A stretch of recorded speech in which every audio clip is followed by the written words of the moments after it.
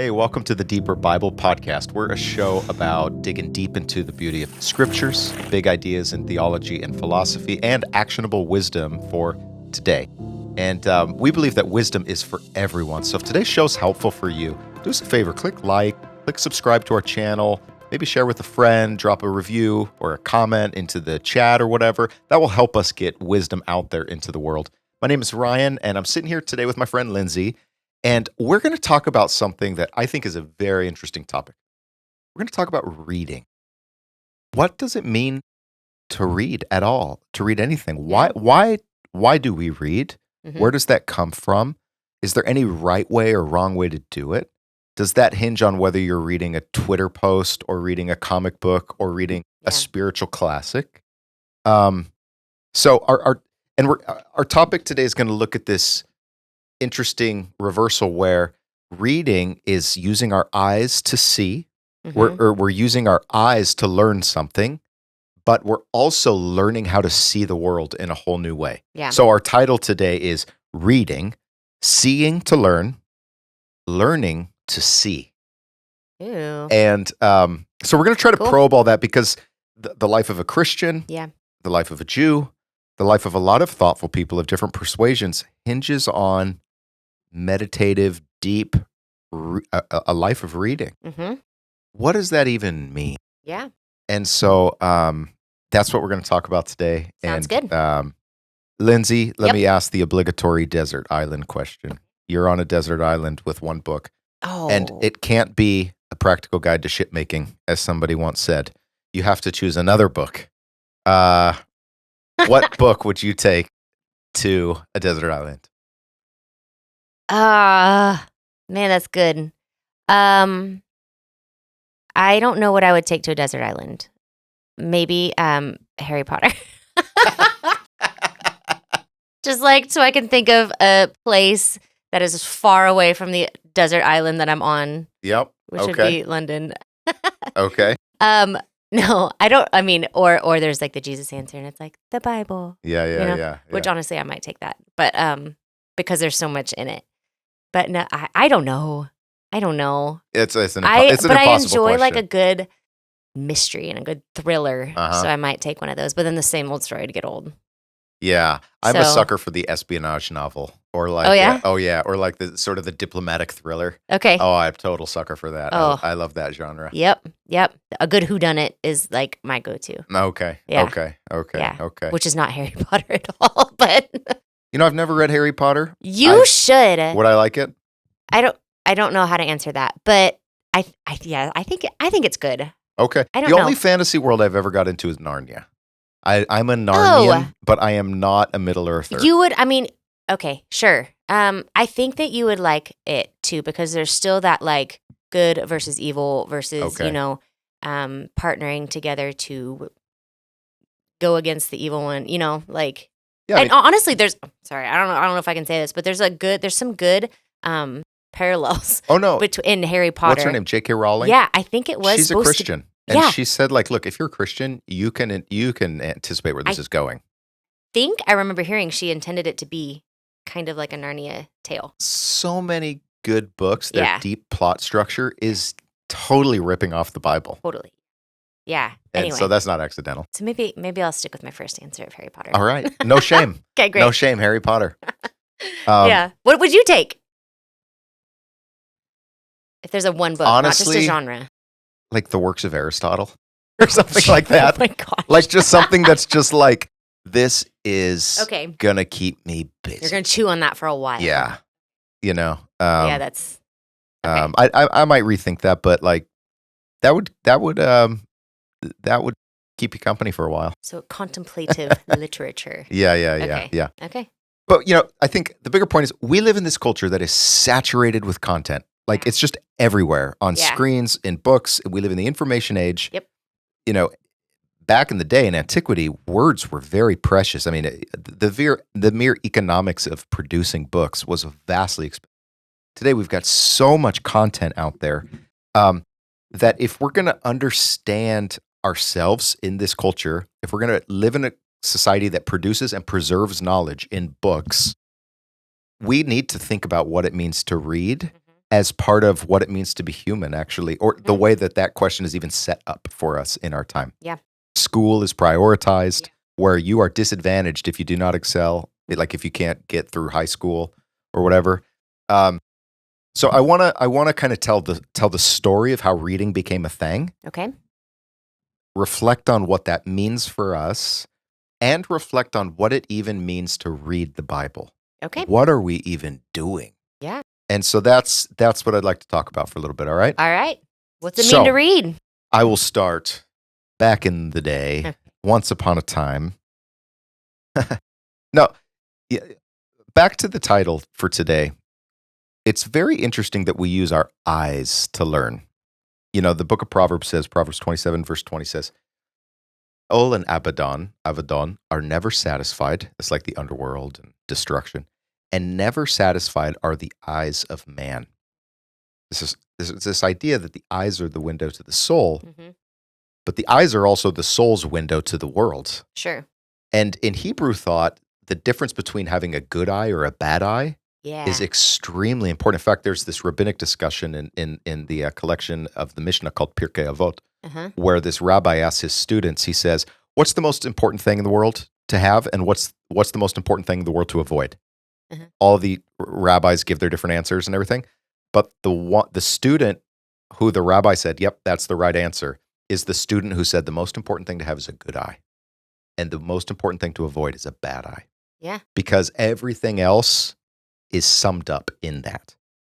In Hebrew thinking, where Jesus says in his discourse on money, you can't serve two masters, and if your eye is evil, your whole body will be dark. Yeah. But if your eye is good, your whole body will be light. Yeah. And it's kind of puzzling for us. It's like, did he just change topics? I don't even understand that metaphor. What's he saying? And in the Hebrew world, a good eye means generosity. It means loving kindness. It means a joyful disposition. Yep. An evil eye means jealousy, covetousness, anger, cursing. Cynicism. Yes, it's a whole worldview. That's why there's this thing called Hamsa. It's like it's a hand with a little eye in the middle, and it's like to ward off the evil eye. You see it all over the Middle East. Yeah. Yeah. So, basic idea, eyes have always been central to how humans operate in the world. But one thing that, back in human prehistory, whatever, humans didn't have writing. Writing is a fairly recent technology. So back in the day, I've been in Montana where there's like cave etchings from the prehistoric natives, and here's a gazelle running from the horse. Yep. Kind of the cave paintings in France, that kind of thing. Yeah. But when writing came on the scene, that was a revolution. The reason it was a revolution is because it allowed humans for the first time to store and transmit complex information. And when I pick up in the words of the novelist Stephen King, you know who that is? He's like the thriller, dark. He's got a book called On Writing, and he talks about what is writing or what is reading. He goes, it's telepathy. It's me transmitting from my mind to your mind. Yep. I pick up a book, and I'm transported to somebody's mind. It's time travel to somebody a long, long time ago.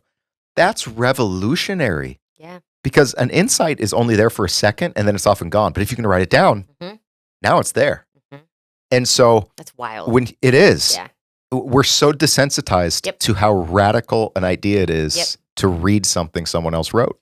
In Harry Potter. Yeah, okay, hit me. Okay, here we go. Is this going to be a theme? Maybe. I think all my Harry Potter fans don't get on me if I get this wrong, but there's this pensive thing, it's called. And it's just this big pensive? Yeah, I think. It sounds like a pentagram. Is that demonic? It's not. God. Oh Lord. Okay. Well, it's this big bowl. Think of a right? Okay. It has water in it, and I forget the main wizard guy, but he takes his wand out. Dumbledore. Thank you. Takes his wand out, and he wanted Harry to see something, and so he takes his wand and touches it to his head, and then puts it into the pensive, so Harry can literally see what was happening in Dumbledore's mind. Right. So it was like a visual, seeing with his eyes what was in his mind. So bringing it back home, that's kind of what we're doing with words and with reading. Somebody can literally take what's in their brain, put it with these characters that another person understands and like transfer a thought or transfer a Totally. memory or transfer a thing. Totally. Yeah. Like, John Steinbeck, the great California novelist, he's got this description of the brown hills of California as like the great backs of tawny lions. Oh. Like it's like lions laying down and Now it's I their see back. it. Yeah. And Yeah. now you see it. Yeah. And I it's see like it. suddenly you see the world through someone else's eyes. Oh, that's cool. And this is the magic of reading. Yep. And so very, very early on, the first systems of writing were pictogram based, where there's one picture that corresponds to a word. This is like ancient Egyptian, the wall art. Yep. Which is different than the hieroglyphics actually, but ancient Egyptology, whatever.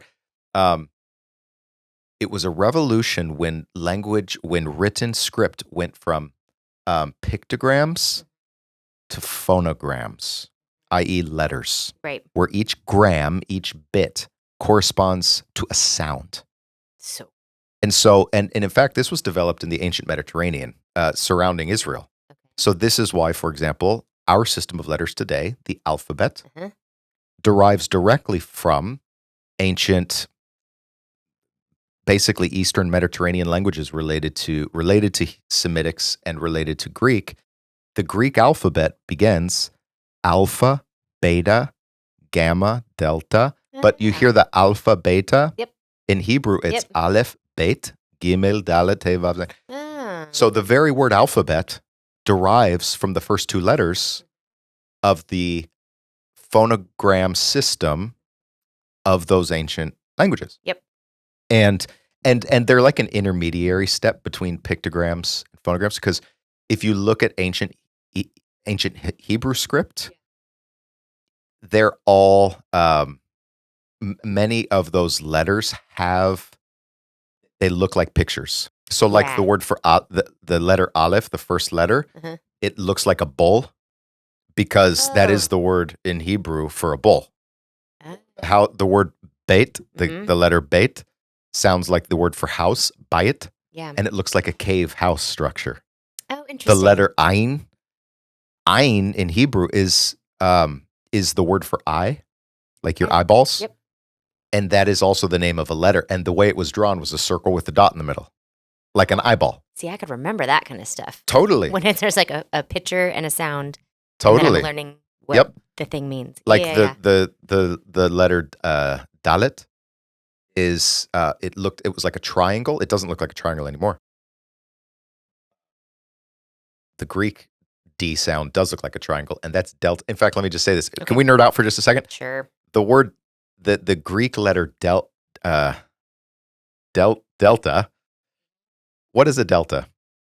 Well, I know it's one here. There's a delta, massive California delta right outside here. It's where the river fans out to the sea, and it fans out in a triangular structure. Well, yeah. The delta of the ancient Nile River is this massive region where the Nile is entering the Mediterranean in a big triangle. Okay. That big triangle delta is the name of the Greek letter that is a triangle, delta. Oh, that's cool. But in Hebrew, the letter D, dalet, sounds like the word delet, which means door. It originally looked like a door. Okay. So all I'm saying is it's in this transitional period between pictograms and phonograms. Okay, that was a sidetrack, but I find that stuff really, really fascinating. Mm-hmm. Something to know, though, is that for most of history, reading was an elite activity. Because you didn't have access to the... 95% of the people are farming all day. Yeah. Yeah, to have the luxury to be able to sit around, learn how to read, learn how to write, to be able to afford these kinds of materials was not common. It was an elite activity. Okay. And that's why ancient reading was typically done aloud so that others could benefit as well. The letters to the churches in Revelation, it's assumed they're going to be read aloud. In modern Hebrew, the word for to read is likro, like Likro, likro. And that word also means to cry out, to yell. Okay. And so there's a... Project. Exactly. Yeah. So the very idea of reading and speaking it aloud go together, which is why there's this famous passage in St. Augustine's Confessions, written in the 4th century, where he sees a guy who becomes his mentor. His name is Ambrose, another Christian saint. He's a bishop of Milan. He sees Ambrose over there reading, and he's reading silently. What is he doing? He's not even vocalizing it. And Augustine was fascinated. Like, this guy's reading silently. In our world, we read silently all the time. Yeah. But that was Wild. was wild back in the day. Yeah. And so early Christians, interestingly, were big time into reading. They were very bookish. In fact, Christians were one of the great ironies of ancient Jewish history, Jewish and Christian history, is that many of the writings from ancient Judaism that we still have today were not preserved by people in the synagogue. Mm-hmm. They were preserved by people in the church. Mm. So what I brought this stack of books here. This is just a few little books. Yeah, just a little light reading. They're like, if you're not watching, 3 inches. These can hurt you in thickness. Yeah. So, but these are standard volumes that scholars of biblical studies will get. The editor is James Charlesworth, and they're called the Old Testament Pseudepigrapha. Volume 1 is Apocalyptic Literature and Testaments. Volume 2, expansions of the Old Testament, legends, wisdom and philosophical literature, prayers, psalms and odes, fragments of lost Judeo-Hellenistic work. This stuff is fascinating. Yeah. And the upshot is that, when we read the Bible, we think like, oh, this is all that the ancient Jews were writing is this one book. False. Mm-hmm. There was a lot that they were writing, but much of it we would be utterly unaware of were it not for Christian scribes who thought they were worthwhile enough to rewrite down. It's fascinating. And so what that points to is how the early Christians were a culture that valued learning. Yeah. And so much so that the very technology of the book, the idea of a sort of a bounded with a spine with pages that are folded in the middle, that the Christians were very influential in pioneering and popularizing. It was called the Codex. But basically, you're in this community that prizes reading, and they're saying, God, there's got to be a better way than these stupid scrolls. Yeah. Where you're constantly, scrolling up and down. Rolling it out on the floor. Yeah, this is where we get the word when we're online and we're scrolling up and down, because it's like we're on a scroll. Yeah. And the early Christians said, this is super inefficient. Yeah. There's got to be a better way. Yeah. So now, one of the things, here's a twist. One of the things about reading the Bible, especially the New Testament, we're reading the literary works of people who themselves were deeply invested in reading. And so there's a Jewish scholar named Alexander Semeli who basically says, when we go back and read an ancient document like the Bible, we're not just reading, we're reading a history of reading. Because the Bible as we have it today is the product of people who have read and reread and so deeply internalized their own scriptures. And as we've talked about many times, the Bible talks to itself. You're reading one passage and it assumes that you're aware of that other passage. Yeah. And then especially in the New Testament, where all the time explicitly the writer says, and this was to fulfill, this was written, as it is written. Yeah. We are reading a history of reading and different moments in that history. And so there's a certain, that changes the task for us to think about what it means to read the Bible. And we'll circle back to that in just a moment. But to cap off this idea of reading as an elite activity, it wasn't until the 15th century with a guy named Johannes Gutenberg who comes out with this revolutionary technology called a printing press that democratized literacy, that democratized learning. And so before that, the way that the masses, so to speak, got their truth was through preaching and also through things like stained glass windows. Or, because it freezes into the stone a story from the Bible. And that's how or like the Stations of the Cross. You'll go into a cathedral and it has 12 stations, 14 stations of the cross, and you'll see those, and that's how knowledge was transmitted. But in the 15th century, right before the Protestant Reformation, all that changed. And Martin Luther wouldn't have been Martin Luther were it not for that. In fact, when you study sort of medieval Christianity, there were a lot would-be reform movements. A lot of people who wanted to be Martin Luther before Martin Luther, Hmm. but they had no way to Get word galvanize out. support. They Yeah. had no way to get the word Yeah. out. Martin Luther was super strategic about the printing press. He cared about fonts. He cared about pictures. Yeah. He cared about the actual product. Mm-hmm. And he was ahead of his time, and it was a major game changer. Mm-hmm. And some have pointed, because once the Bible's in your hand or it's available, now what? Well, you got to learn how to read it. Mm-hmm.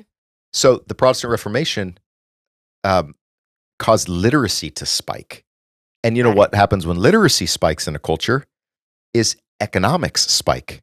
Because now some guy who's invented over there a really good way to do something, Mhm. I can just read his instructions and I Mhm. can do it too. Mm-hmm. And so there's this whole web of causation that historians have studied Yeah. between, here's the link between religion, literacy, and prosperity. Because when you're incentivized to read Sure. because of religion, you're also getting the tools that you will need to be part of a more productive economic Yeah. system. And that dynamic has continued in some ways in the information age Mhm. that we're in, but now we're on the cusp of a new age of machine learning where Yeah. we are programming tools to read Yeah. at unimaginable volumes and speeds and process and analyzing. So Mm-hmm. the future of reading, we're at an inflection point because it's now not just humans who are reading; it's machines who are reading. Yeah. And so that's a very interesting thing. Last thing I'll say here, before I pause for any questions, and then we'll then I want to talk about reading the Bible. But in the last 75 years, there has been in the academy a crisis of reading, and that crisis has emerged from a few different things. It has emerged from um, a belief. We were talking about this earlier about the how does language hang on to the world or not? Is language reliable? Mm-hmm.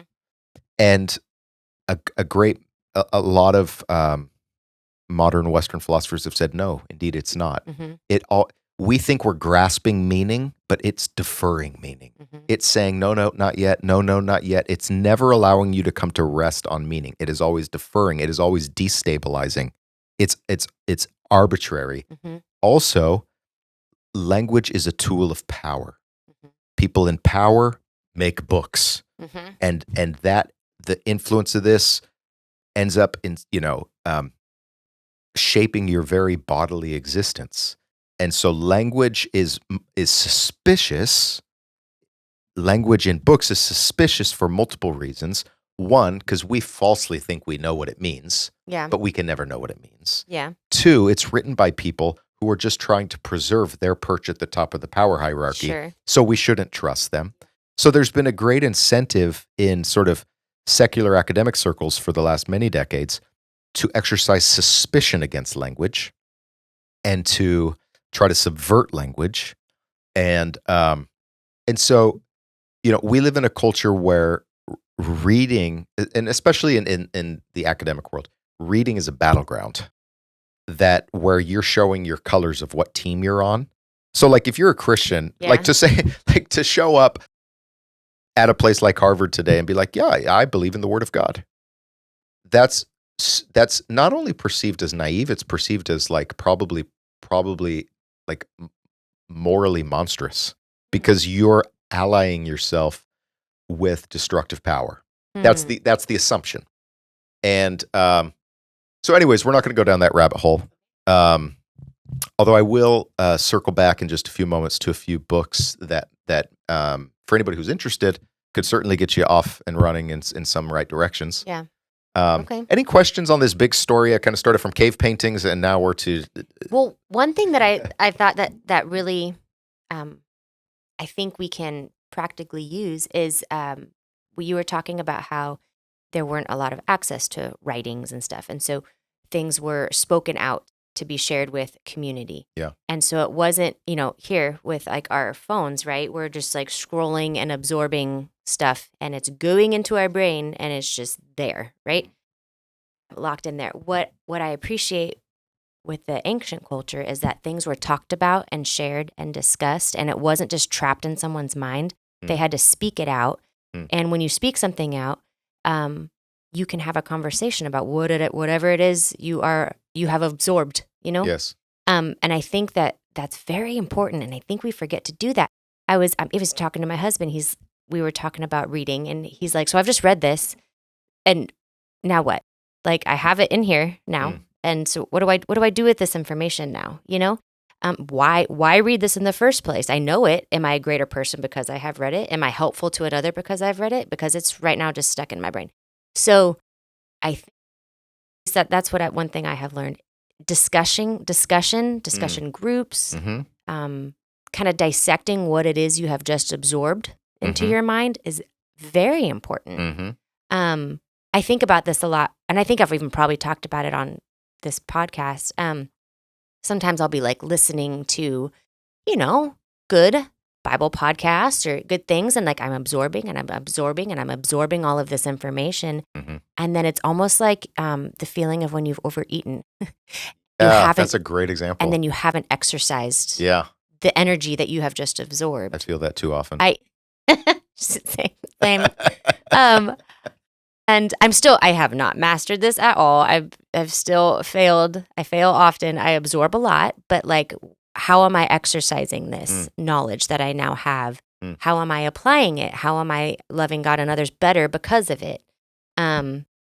So I guess that's why that resonated a little bit with me is it was a community thing to read. It was a community event to share knowledge. And ancient Jews modern Jews actually still very much, if I was a practicing Orthodox Jew, I'd probably get up at 6, I'd go to the synagogue, and I'd sit in a group, and it's called the institution is called a yeshiva, and it means like a sitting. Yeah. And I believe the word is like a chevruta, okay. Which means like this is your group, and you're going to sit, and you're going to discuss, and you're going to read, and if you open a page of like the Jewish Talmud or whatever, it's a discussion. This guy's arguing with this guy who says this guy's wrong. It is dialogical. It is a dialogue. And this is an ancient idea. Jesus taught through conversation. Yeah. Socrates, the founder of Greek philosophy, was all about teaching through conversation, the Socratic method. So this is a truth that we forget to our own peril in our insulating environment. Yeah. There's so much data on how our lives are just across the board better when we are regularly with other people. Yeah. Not digitally, but like in the room with someone else talking. Because thank you for helping my health today. I appreciate it. You're welcome. Because there's other things that I guess this goes back to even before there were characters and letters, but there's other things we read like pictures and body language and nature and whatnot that can't be as much explained in text as like. Yeah. But when you are seeing it with your eyes, there's another level of understanding. I want to circle back to the question we began with, which is why do we read? Or what is the urge? There's a theologian named Oliver O'Donovan who writes in the book Resurrection and Moral Order, an outline for evangelical ethics. He writes that, I'm paraphrasing, but says like that the basic mode of human participation in the created order, the basic distinctive mode of being human is knowing, is knowledge. Because the way that we know something seems to be, and artificial intelligence is causing us to rethink, but seems to be distinct. I know something, I know my world more than my pen knows the world, or my coffee cup knows the world, or that rock, and so there is something intrinsic to being human that seeks out knowledge. And thereby that is part of our own process of becoming more than we were. Like I'm thinking of Dustin, your husband, and what he was saying, like, I've learned this, now what do I do with this? Yeah. What was the point of even learning it to begin with? I think that I think the process of being human and becoming more than we were is a process of knowing, self-knowledge, but also knowledge of the world outside of us. and that somehow is intrinsic to what it means to be human. And I want to say this has nothing to do with being nerdy and bookish, Yeah. because statistically, not a lot of people are that way. Mhm. But I'm thinking of people who are like, I don't know, at I can't remember where I was the other day, but some guy said to me, "Hey, did you catch the WWE fight last night?" Mhm. And I was like, "No." No. He's like, "Missed out." But for him, like, he wanted to know Yeah. more about these fighters, Yeah. what would be the outcome of the fight. Mhm. For him, it would have been a loss not to know that. Yeah. And so we've all got something, whether we're like into scuba diving or into skateboarding or into like shopping great deals or Yep. travel or whatever we're into, we seek out new experiences, new perspectives, knowledge. And that's part of what it means to be human. Mhm. And there's different temperament profiles. Some people are conservative, where they're like, if you go to a restaurant Mhm. and like the person who's always like, I'll get the burger every time. And people are like, no, I want to try something new. Yeah. So there's different factory settings for novelty seeking behavior. The deeper point is reading ties into what it means to be human insofar as Oliver O'Donovan says, knowledge is the distinctive mode of human participation in the created order. Okay. That's good. So, anyways, with that, I want us to circle, I want us to spend a couple minutes thinking about what it means to read the Bible specifically. Yes, let's do that. Because as we said right up front, reading a Twitter post is Mhm. maybe different than reading a comic book, is maybe different than reading like a spiritual classic or like Russian literature or Mhm. what does it mean True to crime. read the Bible or true crime? The podcast genre we're trying to dethrone. Glory be. So what I'm going to read is a one-page document from one of my professors at Harvard, D. Andrew Teeter. Okay. And this is a reflection on the Bible as meditation literature. What does that mean to call the Bible, the type of writing it is meditation literature? By the way, let me just, this is not in this document. When Psalm chapter 1 says, "Blessed is the man who doesn't walk according to the counsel of the wicked or sit in the seat of sinners or seat of scoffers, stand in the way of sinners," whatever, "but his delight is in the law of the Lord. On the Torah he meditates day and night." That word right there means in Hebrew to meditate, to murmur, to come back, to circle around. It's like you're just kind of mumbling to yourself. It's like it's your spot. You're Mhm. there, And they've have found in Qumran, where the Dead Sea Scroll guys were, these basically like total brilliant literatis living out in the boonies in their little like library culture. And in order to have admission to this community, you had to have meditated for years and years on what they called Sefer Hago, Mhm. the book of meditation. And by that, they meant the Bible, or what we call the Bible. Yeah. And so it's meditation literature. And what does that mean? So I just want us to walk us through this document. I'll just read it and comment. Okay. So it says, the literature of the Hebrew Bible as a whole is a book of meditation. It's designed to be read repeatedly and to reveal its meanings gradually over the course of a lifetime of study. So it's not the kind of thing, you're assembling.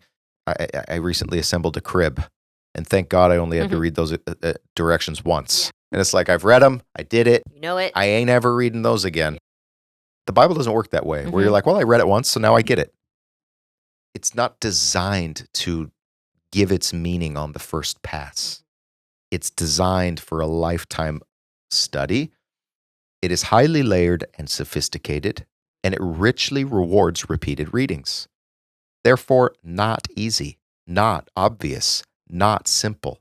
Think of watching a movie where it's only, like a sort of a complex movie, and you finish and you're like, boy, I better watch that again, because then I'll understand that first scene in a whole new light now that Yeah. I've seen the last scene. Yeah. And you're like trying to piece it together. It's a little bit more like that. But back to the document, but this does not mean the Bible is designed only for the elite. Mhm. Mayer Sternberg, the guy who wrote this book, and we'll come back to this in a minute. Okay. Mayer Sternberg talks about it's the difference between the truth and the whole truth. let me throw two other words out and then I'll comment. He says, there is continuity between esoteric and exoteric meanings or levels of meaning. So in the ancient world, there would often be a type of writing that is esoteric. What that means is it's deliberately coded so that only if you know the secret passcodes can you really understand it. It's designed to have outsiders and insiders. Mm-hmm. And if you're not an insider, the message that you're going to get if you're an outsider is often just the opposite of what it is if you're an insider. And sort of the joke's on you. Ha ha ha, you don't understand. We do. We're on the inside. The Bible is not that way. Okay. It does have layers of meaning, but those layers are such that the deeper meaning is not opposite of the shallower meaning. Sure. It's a deepening of it, but it's not an inversion of it. Okay. And so in its ancient world where esoteric literature was common, where there were sort of like mystery literatures that only the initiated could have access to, the Bible's not that way. Mm-hmm. And so this gets to is God's communicative generosity. Mm-hmm. God wants to be understood. Mm-hmm. The Bible, as I think St. Gregory the Great said, or somebody else in that era, the Bible is shallow enough for a child to wade in. Mm-hmm. It is deep enough for an elephant to swim in. Yeah, that's good. Yep. That is true. Yeah. So back to this, the meaning that is accessible to the masses is more ambiguous and confusing, but not fundamentally opposed to the deeper meaning. This is not a deception of the naive, but rather an invitation to deeper engagement. Yeah. I love that about the Bible. Yeah. It's not trying to make you look like an idiot. Right. But at the same time, it's not a book for idiots. No. It's a book that the most brilliant minds in history have like done a double take and a triple take and been like, whoa, I probably should think more about that. Mm-hmm. Mm-hmm.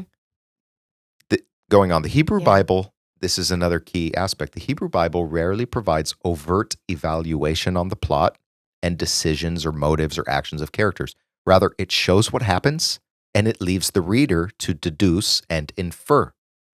It'll say its preferred strategy is oblique, that of indirection. In such a strategy of narrative minimalism, all the textual givens, all the details matter. So what it's saying is, you'll read along in, here's a great example, the two paired stories, Genesis 37 and Genesis 38. Or excuse me, 38 and 39. Okay. In Genesis 38, here's Judah, and he's off living his life, and he has a sexual test, and he fails, right? His daughter-in-law dresses, well, first of all, he's doing her violence because he's basically leaving her out to dry because he's not passing on his son because she's a widow and so forth. Then she dresses up as a sex worker, gets him in bed, gets pregnant by him. When he finds out she's pregnant, he's going to kill her. And she says, oh, by the way, I'm pregnant by you. Yeah. And so it's this bad moment. Yep. That sits just next to the story of Joseph's sexual test with Potiphar's wife. And she's seducing him and all this stuff. And Joseph runs away. And he also ends up getting screwed for it, right? Yeah. Because she frames him and he ends up in prison. The narrator never says, now, what do you think reader, about? did you notice that? Yeah. And are you comparing those two things? And by Yeah. the way, did you notice that Judah really screwed up there? It doesn't give you that value. It leaves it to you to figure that out. It's showing a picture to say, dear reader, this is what it looks like to actually break faith. This is what it looks like to be disloyal. This is what it looks like to whatever. But it respects our intellect enough to say, you figure that out. Yeah. You draw those parallels. Right. Or talk to a community where you guys can discuss those exactly. Yeah. Yes. As a communicative strategy, this entails risks and benefits. What are the benefits? It's a deeply satisfying process of continual discovery, a reading curriculum for a lifetime, designed to cultivate and sustain an identity, a way of being, of thinking about humanity, oneself, God, the world, what's wrong, what is the remedy, to create the symbols and the patterns for life. In short, the strategy produces better art that is better suited to the human condition. The risks, however, it's that it's easy to misunderstand or not understand, to overread or to underread. And this is especially so for those at a profound cultural remove. We live 3,000 years from when this stuff was in the water. It's all the more easy for us to not get it. Following textual argumentation or narrative logic in the Hebrew Bible demands attending to structure, patterns, textual signals. Here's a textual signal. In the book of Genesis, we find, I believe, 10 times this phrase. These are the generations of da, da, da, da, da. And the book is divided by that structural element. These are the books of. And it's like, oh, now we're entering this new section, which maybe then I can compare with previous or following sections. And, because the system that we have in the Bible of chapters, chapter 3, verse 4, that wasn't original. And so if we latch onto that and miss the way that the Bible has structured its cues, it's harder to understand. How the text has been organized is a crucial aspect of how meaning is produced and arguments are made in this literature. The text is a strategy of communication, a pattern of meaning. So, I remember being in grad school, there's this guy, he's actually footnoted on this page. His name's Yair Zakovich. He's at the Hebrew University. He came to Harvard for one semester. I took a class with him. And his class was called Biographies in the Bible. And he's looking at the story of Abraham and David and Joseph and Moses and Jacob and everybody and how they map onto each other. And I was emailing with him. And I basically just said, okay, help me understand why I need to notice all these patterns. Yeah. And his basic the way that he framed it, I don't know if I was just uniquely ready to finally get this lesson or if he just said it so well. But he basically said, those larger designs are not an extra ornamentation. They are the vehicle of the meaning. And for me, that was just that gets it. This is not an extra. This is part of how the meaning is being conveyed. So learning how to read and to see the world, and we're going to get back to that in just a second, is about learning to attend properly to the way in which the artistry works. The art and the theology go together in a deep way. Yeah. Did you have a question? No. Okay. Not yet. Okay. So one needs to understand how the building blocks, the literary units and the subunits, have been organized internally and how they've been combined to construct the present narratives. Last big paragraph here is on repetition and comparison. Among the most important aspects for the study of how the Hebrew Bible works as literature is understanding the nature and function of pattern, comparison, analogy, and symmetry as communicative strategies of repetition and parallelism on the text or story level. So, if we read the book of Proverbs or the book of Psalms, we see parallelism all over. Yes. The Lord is my shepherd, I shall not want. Okay, those two lines. The Lord is my shepherd, I shall not want. Shepherds provide. Okay. I see that. I see how that works.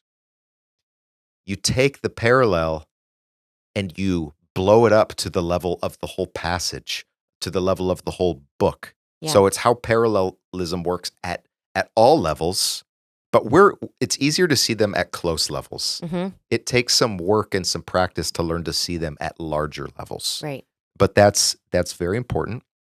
One must learn to attend to the relationships signaled between and among text segments, the part and the whole. You're constantly going back. What's the whole? What's the part? How do they relate to each other? Very often, a signaled comparison is the central mechanism provided for narrative evaluation. That's a super clunky, but very important sentence. Say it again then. Yeah, I'm gonna. Okay. Very often, a signaled comparison is the central mechanism provided for narrative evaluation. So I'll give you an example. Let's compare the stories in the book of Genesis of Sarah, Abraham's wife, in the house of Pharaoh, a foreign pagan king, and she's in his harem. Let's compare the behavior of Pharaoh to David in the David and Bathsheba story. Yeah. The Egyptian Pharaoh, at first, he doesn't know who this woman is. Right. David, and he doesn't know that she's another man's wife. Mm-hmm. He thinks she's a sister. He thinks she's Yep. fair game. Yeah. David, by contrast, knows full well Knew that completely. woman, he asks, who is she? Oh, she's Uriah's wife. Yeah. Oh, okay. Pharaoh doesn't touch her, even though he could. David touches her and has her, even though he's not supposed to. And then the way that Pharaoh and David relate to the real husband is radically different. When Pharaoh finds out, he says to Abraham, oh my gosh, you should have told me. Here, take all this stuff. Let me bless you and go your merry way. Yeah. I'm going to bless you. Bye-bye. Yeah. David, on the other hand, the way that he deals with the husband is not to say, boy, I'm so sorry, or here, let me give you, it's to kill him. And so here's David, the great king of Israel, the great, he's like the prototype of the Messiah, and he's acting worse on every score than this pagan king. And so what that means is when we're reading the David and Bathsheba story, we should have in our mental archive stories like the Pharaoh story so that we can see, boy, gee, when I compare David to Pharaoh, it's a very similar setup. Yeah. And yet they act in radically different ways. The stories are similar enough that I can see that I should maybe look at them together. But then once I actually look at the details are all opposite. Mm-hmm. And that contrast gives me the traction to understand the sin of David. And it also gives me traction to understand the positive view of Gentiles in the Old Testament. Here's this fairly righteous Pharaoh contrasted with this wicked Israelite king. And so let me now read this sentence. Very often a signaled comparison, it's signaling, these two stories are similar, is the mechanism for narrative evaluation. Okay. So very often you read a Bible story and you're like, what do I do with that? Yeah. Is that a good thing or is that a bad thing? I don't know. And the way that we get traction to know is through a lifetime of reading the Bible, and then we can compare any given story with other stories. Mm-hmm. And that helps us, that those points of comparison help us to understand, boy, this was bad because that one over there went better in a similar situation. So it's sensitizing ourselves to those parallels that helps us be confused less. Mm-hmm. You know, with those moments where you throw up your hands and you're like, I frankly haven't a clue what I'm supposed to do with this. Yeah. All right, we're almost done here. Yep. These analogies, metaphor comparisons, they provide the music, the beat, the soundtrack that functions to cue readerly expectation responses. So let me try to think of an example here. Like moving to the east of Eden. Okay, Adam and Eve, they're kicked out of the garden. They go to the east of Eden. Yeah. John Steinbeck's great novel. Well, then, when we see that Abraham and Lot are going to separate, and Abraham says to his nephew, and he had no reason to say this because he's the elder and he should have first choice, but he says, Lot, why don't you have first dibs? Yeah. Wherever you want to go. If you want to go north, I'll go south. If you want to go south, I'll go north. And Lot says, you know what, I'll go east. Mm. And if you've already seen the story East of Eden, mm-hmm. and then it says, oh, and down there it looked like the Garden of God. It's like he's trying to go back into Eden in some way. And this is in Genesis 13. The beat, the cue is you're saying, wow, moving to the east, that's what happens when we get exiled from God. So before Lot has the catastrophe of Sodom and Gomorrah in chapter 19, before the catastrophe where Lot gets kidnapped and Abraham's got to go rescue him in chapter 14, already in chapter 13 where he says, I'll go east. Yeah. If you've been sensitized to the story, you're already starting to say, that sounds familiar. Dum, dum, dum. That's like in Star Wars, like anytime Darth Vader comes on the scene, it's a certain score of music. Yes, exactly. And it's similar in this sense. You're like, okay, I recognize that score, that East Eden, like garden. Yep. All of these little lights are going off in your head. Yes, exactly. And another one from Eden is like in the Garden of Eden, the template is, and they saw and they took. Yeah. And that David sees Bathsheba. He takes her. Same score. That plays out in multiple places, and it is that music. And but you only get sensitized to this if you slow down and pay attention to the details. And if you do that, you are richly rewarded. Yeah. And repetition and letting it become familiar to you so you can pick up on those. Exactly. Those cues. Exactly. Yeah. So, did you have a question? No. Do you have more here? I have like 2 more sentences. I do have a couple questions. Okay. But finish what you have here. It says, it is all about relationships between stories and the dynamic interplay and interpretive illumination that results. Often this is related to issues of inner biblical exegesis. Actually, in biblical scholarship, this is a major thing. It's called it's the Bible talking to each other, talking to itself. And that's a major, major feature of how the Bible works. So last sentence, recognizing the network of relationships or analogies is central to reading these texts on their own terms. So this is how there's different types of reading. You know, if you're reading your car insurance manual versus reading an email from your BFF from forever ago versus reading the lyrics on your church screen, or we read differently depending on context and genre. How should we read the Bible? And how there's multiple ways of reading the Bible. And over a lifetime, we can explore it from a thing called Lectio Divina, which is like sacred reading with imagination and visualization and reflection and everything, to like historical critical reading, or like you could read like in the original language, or you could read, there's all sorts of ways of reading. But I think that this idea of it should be a meditative process, repeated exposures that give you more and more layers of what's really going, like a magic eye puzzle, you know, like where you like look at it properly. It's like all scrambled, and all of a sudden, and then all of a sudden it's like, boom. Yep. It just happened. It's not all that different from that. Yep. I could see that. So what questions did that raise for you? Well, first question, remind me this document that you just read from. So this is from a professor named D. Andrew Teeter. He's at Harvard, and I was his teaching assistant for a couple of years, and I took a lot of classes from him. And so he tries to help students understand what is the Bible. And there's all sorts of reasons we misread the Bible. We don't appreciate the cultural gap. We don't appreciate what coherence even looked like in that culture. Yeah. We're totally, there's all sorts of reasons why the Bible might just leave us with a bad taste in our mouth, because we actually don't understand what it is and what it's trying to do. So that is a document from that class. Okay. So we kind of covered a lot today on both reading in general and humans and where it came from. And then we kind of shifted to how we should read the Bible. So because we covered a lot, can you summarize in a few statements some ways that we can take what we have just learned and apply it, you know, whether it be tonight, tomorrow, whatever, when we're going to read the Bible next? What are some of the takeaways that you would love to leave with people so that they can kind of apply some of this? Yeah.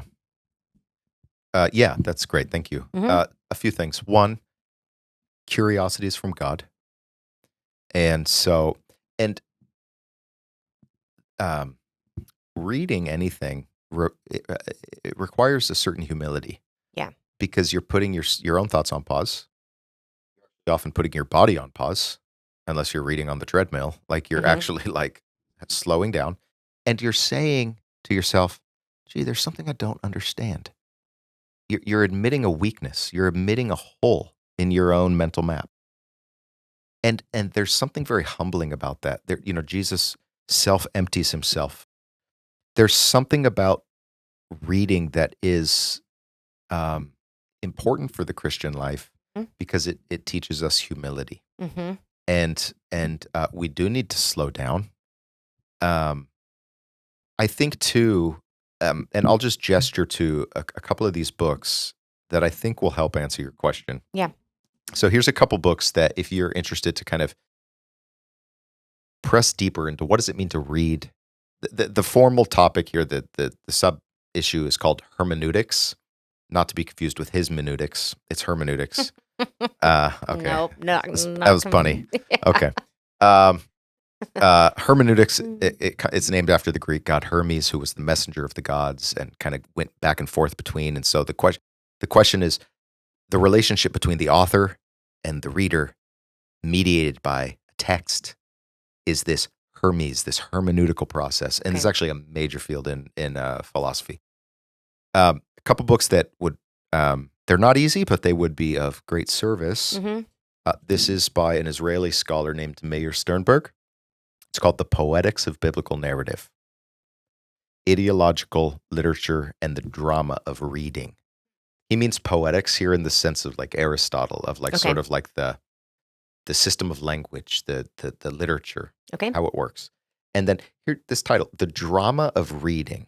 For him, for Sternberg, reading the Bible is to confront challenges of interpretation that map onto our own lives. Mm-hmm. So you read Jacob's story, and you're, Jacob, not Jacob in the Bible. Yeah. And you're like, what happened in Genesis 32 the night he's wrestling with the angel? What does that even mean? Mm-hmm. Who is that person? What, how did he get his name? What does that even, and you're wrestling with this story and learning to wrestle with that story. Is the wrestling itself is a drama. Yeah. And that drama mirrors the drama in the text itself. And so for Sternberg, it is part of the process of becoming human is learning how to interpret a book like the Bible. Yeah. And so this book is a gold in terms of at a deep level thinking how especially the Old Testament works. So there's that. This is a book by a philosopher named Hans-Georg Gadamer. Not to be confused with Goddammer, which that's how I'm going to forever remember it, though. It's Gadamer. Called Truth and Method. Okay. Big work in hermeneutics, and his big idea is this idea of what he calls fusing horizons. So I've got my horizon in my life, possibilities, things that are thinkable even for me. When I pick up a book from another culture, it has a whole different horizon. It has different possibilities, different whatever. And when I read, the mystery is that there's a fusing of horizons, that my horizon can be enlarged. Oh, I see. Through fusing wider. Yes. Got it. Okay. And this is how we become more than we were through encountering things that are other than us. Sure. And this gets to the Christian structure of love as well, where to truly know something, you're a subject, there's an object, and you have to put the interests of yourself on hold enough to care, to really pay attention to something over there. That's love. And so there's a process of love that is involved in learning. Yeah. It is self-emptying, Yeah. it is self-giving, and ultimately, as love itself, it is self-enriching as well in the end. The last book I would suggest, this guy's finally a Christian. This guy's name is Kevin Van Hoosier, and this is actually not my favorite book of his, but because it's at home and I forgot it. Kevin Van Hoosier, he's a really top-flight Christian theologian. The book I would suggest of his is called Is There a Meaning in This Text? And the subtitle is The Bible, the Reader, and the Morality of Literary Knowledge. And if you really want to understand, like for example, if you're a parent, and you got kids who are going to go off to college, and you're kind of like, whoa, what's that going to do to their faith and stuff? Well, the secular academy of the last many decades, I mean, and this is a longer story, it's a couple hundred years, has set itself up as an interpretive rival to the church or to the synagogue, such that kids who grow up in church and like learn this is what the Bible means, they go off to secular university, and whether or not any particular professor is mean-spirited and just gets their kicks and giggles out of like deconstructing 18-year-olds' faith, which if you do, like, bro, you've got a problem. Whether or not that's their motive, and it's usually not, they are part of a tradition of thinking that is polemical to to traditional faith. if you want to understand why that is and where that is coming from and the sources of that, you need to understand developments over the last 100 years in philosophy and what is especially called deconstruction or post-structuralism. And so this book I'm just mentioning by Kevin Van Hoosier, the first 200 pages are a very charitable, thoughtful engagement with all of those things. So he's not out to just be like, and the Bible's true, and I'm going to punch you in the face, and everybody who thinks otherwise is an idiot. No, that's what fundamentalists say. Sure. That's what head in the sand morons say. Yeah. It's actually a very deep, even-handed engagement with these things. And then in the second 200 plus pages, it's more of like in light of all this, in light of what we can in fact learn from these people who have challenged meaning itself, here's where we go from here. And so reading is serious business. And it's it's a lack of reading. It's a lack of sustained attention that is systematically making shallow our culture. Sure. Because it takes intense effort to get up to a certain plane of perspective.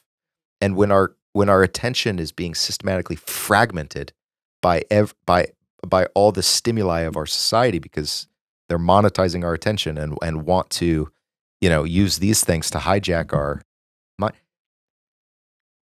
In a certain sense, reading is rebellious. Reading is deep reading is a way to push back against the onslaught of marketing or of just all the things. I don't need to articulate it. Yeah. And it's also, I want to be cautious here because as I was saying earlier, it's very true. I've got a brother who's a great man and who's very, very smart, and he hates to read. It's just not his thing. Never has been. Yeah. And that's okay. And that's a lot of us. Yeah. That is okay. It's not like you're a JV Christian or anything like that. There are multiple ways of relating to God. However, and Jesus himself, interestingly, didn't write anything. It's not like Jesus came and said, read my books. Sure. I mean, at a certain level, he's the word, and he's like, at the end analysis, he's the author of the whole thing. He spoke, and he had conversations, and he took what was in here and spoke it out through that. So we can't make an idolatry of reading. Exactly. And that has happened. Yeah. In the church. It's not about an idolatry of reading. What it is about is to say the disciplined transformation of our life very often requires certain asceticisms or certain self-denials. I want to go watch another episode of The Office and my mentor, Dwight Schrute. But what I'm going to do is actually keep pressing on this spiritual discipline here because, and for many, that is reading. And it could be 10 minutes. It absolutely. I have certain books I literally every day, it's like books I don't want to read, but I need to. I'll set a 5-minute timer. I'll be like, I can handle this for 5 minutes. Yep. Yeah. And I'm making progress. So it can look a variety of different ways. Much like we take care of our physical bodies with like a 5-minute walk here, 10-minute walk there. Right. We can take care of our minds and this spiritual discipline of reading in 5-10 minutes here, there. Right. Yeah. And hopefully podcasting in 50-minute blocks, of course. Oh, yeah. Well, because we tend to go way too long.